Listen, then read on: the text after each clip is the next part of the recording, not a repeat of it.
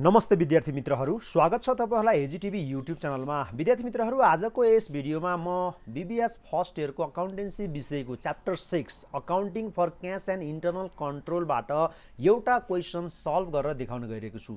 आजको यस भिडियोमा म तपाईहरुलाई ब्याङ्क रिकन्सिलिएसन स्टेटमेन्टको एउटा क्वेशन सल्भ गरेर देखाउन गइरहेको छु र तपाईहरुलाई त्यो जर्नल इन्ट्री पनि कसरी बनाउने त त्यो पनि म तपाईलाई जानकारी दिन गइरहेको छु।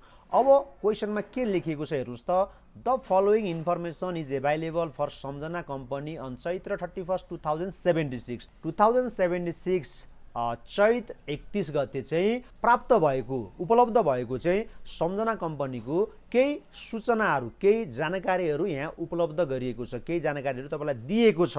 अब यही जानकारीको आधारमा तपाईले के गर्नुपर्ने हुन्छ, रिक्वायर्डमा सोधिएका कुराहरूको चाहिँ एन्सर तपाईले दिनुपर्ने हुन्छ। अब रिक्वायर्डमा के सोधिएको छ हेर्नुस् त। नम्बर एमा bank reconciliation statement as on 31 चैत्रमा चाहिँ ब्याङ्क रिकन्सिलिएसन स्टेटमेन्ट बनाउनु पर्ने हुन्छ। अब विद्यार्थी मित्रहरू, यहाँ यो प्रश्नमा चाहिँ तपाईहरुलाई कम्पनीको बुकले देखाएको ब्याङ्क ब्यालेन्स पनि दिएको छ र यो ब्याङ्क स्टेटमेन्टले देखाएको ब्याङ्क ब्यालेन्स पनि दिएको छ। अब यो दुईटा मध्ये कुन चाहिँ रिलायबल छ त, कुन चाहिँ एक्चुअल ब्यालेन्स हो त, हामीले यतिकै भन्न मिल्दैन। अब त्यसको लागि हामीले के गर्नुपर्ने हुन्छ भन्दाखेरि ब्याङ्क रिकन्सिलिएसन स्टेटमेन्ट बनाएर कति चाहिँ एक्चुअल ब्यालेन्स छ त ब्याङ्कमा यो सम्झना कम्पनीको, त्यो हामीले के गर्नुपर्ने हुन्छ, फाइन्ड आउट गर्नुपर्ने हुन्छ। अनि नम्बर बी मा तपाईलाई के सोधेको छ, bank balance to be reported on company Chaitra 31 balance sheet. 31 चैत्रमा ब्यालेन्स सिट बनाउँदाखेरि सम्झना कम्पनीको ब्यालेन्स सिट बनाउँदाखेरि ब्याङ्क ब्यालेन्स चाहिँ कति राख्ने त। अब त्यो जुन हामीले ब्याङ्क रिकन्सिलिएसन स्टेटमेन्टबाट जुन एडजस्टेड हामीले ब्यालेन्स निकालेका हुन्थ्यौँ त्यही नै हामीले के गर्ने हो, ब्यालेन्स सिटमा राख्ने हो। अब तपाईले त्यही सेन्टेन्समा लेखिदिनु पर्ने हुन्छ। र नम्बर सी मा तपाईहरुलाई जर्नल इन्ट्री बना भनेर सोधिएको छ। अब हामीले के गर्नुपर्ने हुन्छ, यो कम्पनी बुकमा एडजस्ट गरिएका हैन इन्ट्रीहरुको ट्रान्जेक्सनहरुको मात्रै हामीले के गर्नुपर्ने हुन्छ, जर्नल इन्ट्री बनाउनु पर्ने हुन्छ। अब यो क्वेशनलाई कसैले सल्भ गर्ने म तपाईहरुलाई जानकारी दिन गइरहेको छु। अब विद्यार्थी मित्रहरू, यो ब्याङ्क रिकन्सिलिएसन स्टेटमेन्ट बनाउँ त। अब म यहाँ फर्मेट बनाउन गइरहेको छु। तपाईले पेन्सिल स्केल युज गरेर फर्मेट बनाउन सक्नुहुन्छ। ल विद्यार्थी मित्रहरू, अब म यहाँ फर्मेट बनाउन गइरहेको छु। त्यो भन्दा अगाडि यहाँ हेडिङ लेखौँ त, ब्याङ्क रिकन्सिलिएसन स्टेटमेन्ट र हामीले कहिले बनाउँदै छौँ यो 31 चैत्रमा। त्यही भएर एज अन 31 चैत्र, अब यहाँ इयर पनि लेख्दिउँ 2076। अब विद्यार्थी मित्रहरू, तपाईले भर्टिकल वेमा पनि फर्मेट बनाउन सक्नुहुन्छ, होरिजेन्टल वेमा पनि फर्मेट बनाउन सक्नुहुन्छ। म चाहिँ यहाँ होरिजेन्टल वेमा फर्मेट बनाउन गइरहेको छु है। अब विद्यार्थी मित्रहरू, म यहाँ टेबल इन्सर्ट गर्छु, तपाईहरु चाहिँ पेन्सिल र स्केल युज गरेर फर्मेट बनाउनु होला। ल मैले चाहिँ यहाँ यो होरिजेन्टल वेबाट फर्मेट बनाइरहेको छु। अब यहाँ 4 वटा कोलम बनाउँछु मैले। अब यहाँ तपाईले लेख्नु होला एडजस्टमेन्ट अफ कम्पनीज बुक र यहाँ अमाउन्ट लेखौँ, अमाउन्ट रुपिस, र यहाँ एडजस्टमेन्ट अफ ब्याङ्क स्टेटमेन्ट। अब यहाँ अमाउन्ट लेखौँ, अमाउन्ट लेखौँ। अब विद्यार्थी मित्रहरू, तपाईलाई प्रश्नमा हेर्नुस् त, यो कम्पनी बुकले देखाएको चाहिँ जुन ब्यालेन्स छ त्यो दिएको छ 8000 र ब्याङ्क स्टेटमेन्टले देखाएको ब्यालेन्स 10000 यहाँ दिएको छ। यो भनेको अनएडजस्टेड ब्यालेन्स हो। अब त्यसलाई तपाईले यहाँ लेख्नु होला, unadjusted balance as per company's book लेख्नु होला। अब यहाँ 8000 लेख्नु होला र यतापट्टि unadjusted balance as per bank statement. अब ब्याङ्क स्टेटमेन्टले देखाएको जुन ब्यालेन्स छ त्यसलाई तपाईले यहाँ लेख्नु होला 10000। अब विद्यार्थी मित्रहरू, तपाईलाई यहाँ केही डिफरेन्सेसहरू पनि दिएको छ। यो बराबर नआउनुको कारणहरू के हो त, यो दिएको छ। अब तपाईले के गर्नुपर्ने हुन्छ, यो इन्फर्मेसनलाई यो दुईवटा बुक मध्ये कुनै एउटामा चाहिँ एडजस्ट गरेर तपाईले एक्चुअल ब्याङ्क ब्यालेन्स कति छ त त्यो निकाल्नु पर्ने हुन्छ। अब यी इन्फर्मेसनहरू चाहिँ यी दुईटा मध्ये कुनै एउटामा मात्रै रेकर्ड गरिएको छ। अब जुनमा रेकर्ड गरेको छैन तपाईले त्यसमा के गर्नुपर्ने हुन्छ, एडजस्ट गर्नुपर्ने हुन्छ। एड अथवा लेस गरेर तपाईले एडजस्टेड ब्यालेन्स निकाल्नु पर्ने हुन्छ। अब हेर्नुस् त, यहाँ के लेखेको छ, अन डिपोजिटेड चैत्र 31 चेक ₹3000। अब अन डिपोजिट, अब चैत्र 31 मा हामीले यो ब्याङ्क रिकन्सिलिएसन स्टेटमेन्ट बनाउँदैछौँ। 31 सम्म, चैत्र 31 सम्म चाहिँ ब्याङ्कमा 3000 चाहिँ डिपोजिट भएको छैन। अब कम्पनीले चाहिँ के गरेको छ, ब्याङ्कमा डिपोजिट गर्नको लागि पठाएको छ हैन, डिपोजिट गर्नको लागि पठाएको छ, तर ब्याङ्कसम्म यो पुगेको छैन, अथवा ब्याङ्कले यसलाई के गरेको छैन भन्दाखेरि डिपोजिट गरेको छैन, यो चेकलाई डिपोजिट गरेको छैन। अब यो अन डिपोजिटलाई डिपोजिट इन ट्रान्जिट पनि भन्न सक्छ, cheque send into bank for collection but not credited or collected by bank पनि भन्न सक्छ। भनेपछि हामीले चाहिँ कम्पनीबाट चेक पठायौँ डिपोजिट गर्नको लागि, तर ब्याङ्कले यसलाई के गरेको छैन, डिपोजिट गरेको छैन। 31 चैत्रसम्म यसलाई डिपोजिट गरेको छैन। भनेको मतलब यसो के हुन्छ भन्दाखेरि अब कम्पनीले डिपोजिट गर्न पठाएपछि त कम्पनीले के गर्छ, आफ्नो ब्याङ्क ब्यालेन्स बढ्यो भनेर चाहिँ एड गर्छ, तर ब्याङ्कमा त यो पुगेकै छैन। अब जसलाई हामीले डिपोजिट गर्नको लागि चेक पठाउँछौँ नि, उसले चैत्र 31 पछाडि उसले डिपोजिट गर्न सक्छ हैन। अब हामीले त यसलाई चाहिँ के गरिसकेका छौँ, कम्पनीको बुकमा त यसलाई हामीले डिपोजिट भनेर देखाइसकेका छौँ, एड गरिसकेका छौँ, तर ब्याङ्क स्टेटमेन्टमा यो एड भएको छैन, डिपोजिट भएको छैन। अब हामीले के गर्नु पर्यो, ब्याङ्क स्टेटमेन्टमा हामीले एड गरिदिनु पर्यो। ल अब यता एड गरिदेऊ, एड अन डिपोजिटेड चेक भनेर लेख्नु होला। अब यहाँ कति छ अमाउन्ट, 3000 छ। ल 3000 यहाँ लेखौँ, 3000। अब हेर्नुहोस् त अरू के छ, ब्याङ्क सर्भिस चार्ज ₹100, ब्याङ्कले चाहिँ ₹100 चाहिँ सर्भिस चार्ज के गरेको छ, कटाएको छ, सर्भिस चार्ज गरेको छ। भनेको मतलब हाम्रो खाताबाट ब्याङ्कले चाहिँ ₹100 काटिदिएको छ। त्यसको इन्फर्मेसन त अब कम्पनीलाई थाहा छैन, हामीलाई थाहा छैन, ब्याङ्कले त्यसलाई डिडक्ट गरिदिएको छ, ब्याङ्कले त्यसलाई के गरिदिएको छ, डिडक्ट गरिदिएको छ। अब ब्याङ्कले डिडक्ट गरिसकेपछि त अब हामीले पनि के गर्नुपर्ने हुन्छ, डिडक्ट गर्नुपर्ने हुन्छ। भनेपछि कम्पनीको बुकमा पनि हामीले के गर्नुपर्ने हुन्छ, यसलाई डिडक्ट गर्नुपर्ने हुन्छ। अब यसलाई लेसमा लेखौँ त, यहाँ एड लेखौँ, केही लाइन छोडेर यतापट्टि तल लेस लेखौँ। ल अब तपाईँले यहाँ लेख्नु होला, ब्याङ्क सर्भिस चार्ज कति छ, 100। अब अर्को हेर्नुहोस् त, आउटस्ट्यान्डिङ चेक ₹3900 फर चैत्र। अब यो आउटस्ट्यान्डिङ चेकलाई चाहिँ अनक्लियर चेक पनि भनिन्छ, अथवा issued cheque but not presented for payment. तपाईँले चाहिँ कसैलाई अब पैसा तिर्नु थियो, तपाईँले चेक काटेर दिनुभयो, अब चेक काटेर दिनुभयो, तर जसलाई तपाईँले पेमेन्ट गर्नुभएको छ नि, त्यो व्यक्ति चाहिँ ब्याङ्कमा गएर उसले के गरेको छैन, पैसा उसले लिएको छैन, त्यो चेक प्रेजेन्ट गरेर उसले पैसा के गरेको छैन, पेमेन्ट उसले ब्याङ्कबाट लिएको छैन। चैत्रमा तपाईँले चैत्र 31 सम्म उसले के गरेको छैन, पेमेन्ट ब्याङ्कबाट लिएको छैन। भनेपछि त अब के हुन्छ, डिफ्रेन्सेस आउँछ। अब तपाईँले के गर्नु पर्यो, आफ्नो कम्पनी बुकमा त तपाईँले अलरेडी डिडक्ट गरिसक्नु भयो, अब त्यो मान्छे चैत्र पछि उसले गएर त उसले के गर्छ, पेमेन्ट लिइहाल्छ ब्याङ्कबाट। अब तपाईँले के गर्नु पर्यो, अब ब्याङ्क स्टेटमेन्टमा पनि लेस गरेर देखाउनु पर्यो। यो अलरेडी क्यास बुकमा त लेस भइसकेको छ, अब हामीले ब्याङ्कमा पनि के गरेर देखाउनु पर्ने हुन्छ, ब्याङ्क स्टेटमेन्टमा पनि अब लेस गरेर देखाउनु पर्ने हुन्छ, यो ब्यालेन्स मिलाउनको लागि। ल लेस गरौँ त, आउटस्ट्यान्डिङ चेक लेखौँ। अब अमाउन्ट कति छ, 3900, 3900। अब अर्को के छ हेर्नुहोस् त, bills receivable collected by bank but not recorded on books ₹1000। अब तपाईँले जुन कसैबाट प्राप्त गर्नुपर्ने रकम थियो नि, त्यो चाहिँ ब्याङ्कले के गरिदिएको छ, कलेक्टेड गरिदिएको छ, ब्याङ्कले जम्मा गरिदिएको छ, ब्याङ्कले डिपोजिट गरिदिएको छ, अथवा त्यो जसले तपाईँले चाहिँ जससँग तपाईँले पैसा लिनु थियो नि, त्यो व्यक्तिले के गरिदिएको छ, ब्याङ्कमा आएर पैसा जम्मा गरिदिएको छ। भनेपछि तपाईँको खाता के हुने भयो, खातामा रकम बढ्ने भयो, ब्याङ्कले त्यसलाई के गरिदिनु भयो, एड गरिदिनु भयो। ब्याङ्कमा त बढ्ने भयो, 1000 ब्याङ्कमा त यो बढ्ने भयो, ब्याङ्कले यो रेकर्ड गरिदिइसकेको छ, तर तपाईँले रेकर्ड गर्नु भएको छैन, कम्पनीमा कम्पनीको बुकमा रेकर्ड गर्नु भएको छैन। अब तपाईँले के गर्नु पर्यो, हिसाब मिलाउनु लागि कम्पनीको बुकमा रेकर्ड गर्नु पर्यो। अब 1000 तपाईँले एड गर्नु पर्यो। ल यहाँ एडमा लेखौँ, bills receivable collected by bank but not recorded on the books. Books भनेको कम्पनीको बुक्समा है। ल अब यहाँ तपाईँले चाहिँ अमाउन्ट लेख्नु होला, कति छ, 1000। अब हेर्नुहोस् त अर्को छ interest on the preceding bill is recorded by bank. अब अघिल्लो बिलमा तपाईँले चाहिँ के प्राप्त गर्नुभएको छ, ब्याज प्राप्त गर्नुभएको छ, त्यो ब्याङ्कले रेकर्ड गरिदिएको छ। ब्याङ्कले तपाईँको चाहिँ खातामा के गरिदिएको छ, 200 रुपियाँ जोडिदिएको छ। अब तपाईँको ब्याङ्क ब्यालेन्स त बढ्ने भयो, तर तपाईँले आफ्नो कम्पनी बुकमा त्यसलाई के गर्नुभएको छैन, जोड्नु भएको छैन। अब तपाईँले के गर्नु पर्यो, कम्पनी बुकमा जोड्न पर्यो।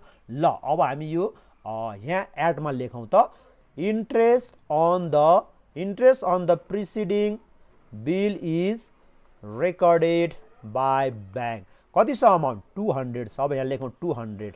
ल अब हाम्रो सक्यो। अब विद्यार्थी मित्रहरू अब यो हामीले सबै कुरो रेकर्ड गरिसकेका छौँ। अब तपाईँले के गर्नु होला भन्दाखेरि यो एडजस्टमेन्ट अफ कम्पनी बुक तर्फको जुन यो 8000 छ, 1000 छ, 200 छ, यसले सबैलाई जोड्नुहोस्। त्यसपछि यो 100 डिडक्ट गर्नुहोस्। अब यहाँ जति आउँछ त्यसलाई भनिन्छ adjusted balance as per company's book. कति आउँछ, अब यहाँ पनि तपाईँले त्यही गर्नु होला है। अब यो 10,000 र 3,000 जोड्नु होला र यो 3,900 डिडक्ट गर्नु होला।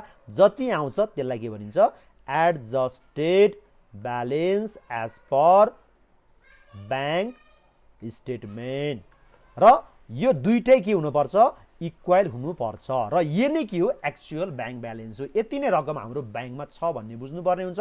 र यति नै रकम हामीले ब्यालेन्स सिट बनाउँदाखेरि यो एसेट तर्फ के गर्नुपर्ने हुन्छ, त्यसलाई देखाउनु पर्ने हुन्छ। ल यो गर्नुहोस् त कति हुन्छ। ल अब यो तपाईँले तीनटा जोड्नु भयो भने 9200 आउँछ। त्योबाट 100 डिडक्ट गर्नुहोस्, कति आउँछ, 9100 आउँछ। 9100। अब यता पनि त्यति नै आउनुपर्छ है, 9100 आउनुपर्छ। अब 10,000 प्लस 3,000, त्यसपछि माइनस 3,900, 9100। यति नै तपाईँको के हुन्छ भन्दाखेरि ब्याङ्क ब्यालेन्स हुन्छ।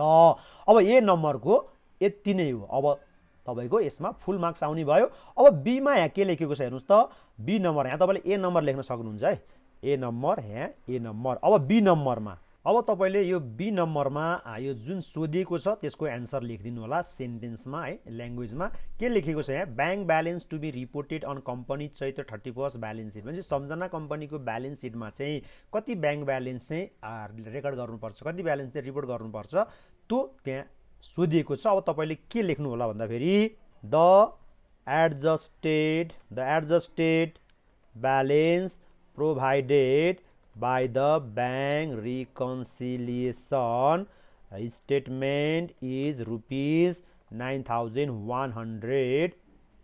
Therefore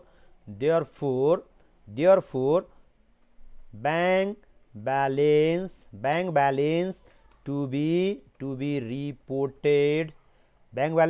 reported in balance sheet Samjhana company as on 31st Chaitra 2076 is rupees 9100। यति लेख्दैपछि यो बी नम्बरको पनि सक्यो। अब हामी यो सी नम्बरको जर्नल इन्ट्री बनाउँछौँ। अब विद्यार्थी मित्रहरू हामीले जर्नल इन्ट्री बनाउँदाखेरि जुन यो कम्पनी बुकमा एडजस्ट गरिएको छ नि यो ट्रान्जेक्सनहरू, यसको मात्रै हामीले के गर्नुपर्ने हुन्छ, जर्नल इन्ट्री बनाउनु पर्ने हुन्छ। अब यहाँ तीनवटा एडजस्ट गरिएको चाहिँ इन्ट्रिजहरू छ। अब यी तीनवटाको हामी के गर्छौँ, जर्नल इन्ट्री बनाउँछौँ। ल अब फर्मेट त तपाईँलाई थाहा छ, जर्नल इन्ट्रीको फर्मेट ल तपाईँले चाहिँ स्कुल लेभलदेखि नै एकाउन्टमा पढ्दै आउनुभएको छ। ल अब यहाँ सी नम्बर लेखौँ, यहाँ जर्नल इन्ट्रिज अथवा एडजस्टमेन्ट इन्ट्रिज है। अब विद्यार्थी मित्रहरू यहाँ 5वटा कोलमहरू हुन्छ, म यहाँ टेबल इन्सर्ट गर्छु है, 1 2 3 4 5। ल अब यो फर्स्ट कोलम भनेको डेट कोलम हो, हामी यहाँ डेट लेख्छौँ। अब सेकेन्ड कोलममा हामी के लेख्छौँ, अकाउन्ट टाइटल एन्ड एक्सप्लेनेसन लेख्छौँ। र थर्ड कोलममा हामी पिआर लेख्छौँ है। यो पिआर भनेको चाहिँ पोस्टिङ रिफरेन्स, भनेपछि हामी यो लेजर बुकमा चाहिँ कुन पेज नम्बरमा हामीले पोस्टिङ गरेका छौँ त्यही लेख्ने हो यहाँ है। यहाँ हामी पहिला एलएफ लेखेर पढेका थियौँ स्कुल लेभलमा। अब तपाईँले यहाँ पिआर लेख्नुपर्ने हुन्छ है। अब लेखौँ त यहाँ date account title and explanation, account title and explanation. यहाँ हामी के गर्छौँ, कुन एकाउन्टमा डेबिट गर्ने कुन एकाउन्टमा क्रेडिट गर्ने र त्यसको चाहिँ एक्सप्लेनेसन पनि यहाँ दिन्छौँ। र हामी यहाँ पिआर लेख्छौँ है, यो पोस्टिङ रिफरेन्स। अनि यहाँ डेबिट ब्राकेटमा आरएस लेख्छौँ। अनि त्यसपछि यहाँ क्रेडिट लेख्छौँ। अब विद्यार्थी मित्रहरू यो कुन डेटमा हामीले जर्नल इन्ट्री बनाउँदैछ त्यो डेट लेखौँ त। यी सबैको डेट एउटै लेख्छौँ हामी, चैत्र 31 2076 है। चैत्र 31 चैत्र 2076। अब विद्यार्थी मित्रहरू यो फर्स्टको जर्नल इन्ट्री बनाउँदा यहाँ के लेखेको छ, bill receivable collected by bank. ब्याङ्कले चाहिँ हामीले प्राप्त गर्नुपर्ने जुन रकम हो नि त्यो के गरिदिएको छ, कलेक्ट गरिदिएको छ। भनेपछि हाम्रो ब्याङ्क ब्यालेन्स बढ्यो, हाम्रो ब्याङ्क ब्यालेन्स के भयो, इन्क्रिज भयो। भनेपछि एसेट बढ्यो। एसेट बढ्नु भनेको अब मोडर्न रुल अनुसार एसेट बढ्नु भनेको के हो, डेबिट हो। अब तपाईँले ब्याङ्क अकाउन्ट डेबिट लेख्न पनि सक्नुहुन्छ अथवा क्यास अकाउन्ट डेबिट पनि लेख्न सक्नुहुन्छ। अब यो बिल रिसिभेबल भनेको त हाम्रो करेन्ट एसेट हो। प्राप्त गर्नुपर्ने रकम प्राप्त गरिसकेपछि त अब तपाईँको के भयो, यो बिल रिसिभेबल पनि के भयो, घट्यो। अब यो बिल रिसिभेबल के भयो, घट्यो। अब पाउनु पर्ने रकम पाइसकेपछि त तपाईँको बिल रिसिभेबल करेन्ट एसेट पनि के भयो, घट्यो। भनेपछि एसेट घट्नु भनेको क्रेडिट हो। अब तपाईँले के लेख्नु पर्यो, bank account debit to bill receivable account. ल लेख्नु होला यहाँ ब्याङ्क अकाउन्ट, अथवा तपाईँले क्यास अकाउन्ट लेख्न पनि सक्नुहुन्छ है, cash account debit to bills receivable account. अब अमाउन्ट लेख्यौँ यहाँ, डेबिटमा पनि 1000 लेखौँ, क्रेडिटमा पनि 1000 लेखौँ। अब तपाईँले न्यारेसन यहाँ लेख्दा फेरि बिङ अथवा फरबाट स्टार्ट गर्न सक्नुहुन्छ। अब म यहाँ फरै लेख्छु है। अब यहाँ तपाईँले के गर्न सक्नुहुन्छ, for bills receivable collected by bank लेख्न सक्नुहुन्छ। ल अब हामी अर्कोमा जाउँ त, सेकेन्डमा जाउँ, के लेखेको छ यहाँ हेरौँ त। अब यहाँ हेर्नुहोस् त, अर्को छ interest on the preceding bill is recorded by bank. अब तपाईँले इन्ट्रेस्ट पाउनुभयो भने त तपाईँलाई त के भयो, इन्कम भयो नि त। तपाईँको के भयो, ब्याङ्क ब्यालेन्स बढ्यो। ब्याङ्क ब्यालेन्स बढ्यो भनेपछि एसेट बढ्यो। एसेट बढ्नु भनेको डेबिट हो। अब तपाईँले ब्याङ्क अकाउन्ट डेबिट अथवा क्यास अकाउन्ट डेबिट लेख्न सक्नुहुन्छ, bank account debit, bank account debit. अब यो इन्ट्रेस्ट भनेको तपाईँको लागि के भयो, इन्कम हो नि त। अब तपाईँको इन्कम पनि के भयो, इन्कम पनि तपाईँको चाहिँ इन्क्रिज भयो। इन्कम पनि तपाईँको के भयो, इन्क्रिज भयो। इन्कम बढ्नु भनेको त के हो, इन्कम बढ्नु भनेको तपाईँको के हो, क्रेडिट हो। भनेपछि तपाईँको इन्कम बढ्यो, इन्कम के भयो, इन्क्रिज भयो। भनेपछि अब तपाईँले क्रेडिटमा के लेख्नु पर्यो, टु इन्ट्रेस्ट अन अकाउन्ट अथवा टु इन्ट्रेस्ट इन्कम अकाउन्ट भनेर लेख्नु पर्यो, टु इन्ट्रेस्ट अन अकाउन्ट। ल अब अमाउन्ट लेखौँ, कति छ, 200 र क्रेडिटमा पनि तपाईँको 200। अब यहाँ लेखौँ फर, अब फर लेखौँ, फर इन्ट्रेस्ट। अब यो चाहिँ कसले कलेक्ट गर्दै आयो, इन्ट्रेस्ट कलेक्टेड बाई ब्याङ्क अथवा recorded by bank, collected by bank अथवा तपाईँले रेकर्डेड बाई ब्याङ्क लेख्न पनि सक्नुहुन्छ। अब थर्ड जर्नल इन्ट्रीमा जाउँ त, यहाँ के लेखेको छ, ब्याङ्क चार्जेस सर्भिस भनेको छ, ब्याङ्क सर्भिस चार्जेस। अब थर्डमा हेर्नुहोस् त, ब्याङ्क सर्भिस चार्जेस भनेपछि अब ब्याङ्कले सर्भिस चार्जेस घटाइदियो भनेपछि खर्च बढ्यो। खर्च बढ्नु भनेको, एक्सपेन्सेस बढ्नु भनेको के हो, डेबिट हो। अब तपाईँको ब्याङ्क ब्यालेन्स घट्यो भनेपछि ब्याङ्क ब्यालेन्स घट्नु भनेको के हो, क्रेडिट हो। अब तपाईँले के गर्नु पर्यो, डेबिटमा अब यो सर्भिस चार्ज अकाउन्ट डेबिट लेख्न पर्यो, क्रेडिटमा टु ब्याङ्क अकाउन्ट अथवा टु क्यास अकाउन्ट लेख्न पर्यो। ल लेखौँ service charge account debit to bank account अथवा तपाईँले क्यास अकाउन्ट लेख्न पनि सक्नुहुन्छ। ल अब यहाँ के लेखौँ, 100 लेखौँ है, यहाँ पनि 100 लेखौँ, क्रेडिटमा पनि 100 लेखौँ। अब यहाँ न्यारेसन लेख्नु होला, for service charge by bank. ल यति गरेपछि तपाईँको जर्नल इन्ट्री पनि सक्यो। हस् त विद्यार्थी मित्रहरू, आजको यस भिडियो तपाईँलाई कस्तो लाग्यो, लाइक कमेन्ट सेयर गर्न नबिर्सिनु होला। धन्यवाद।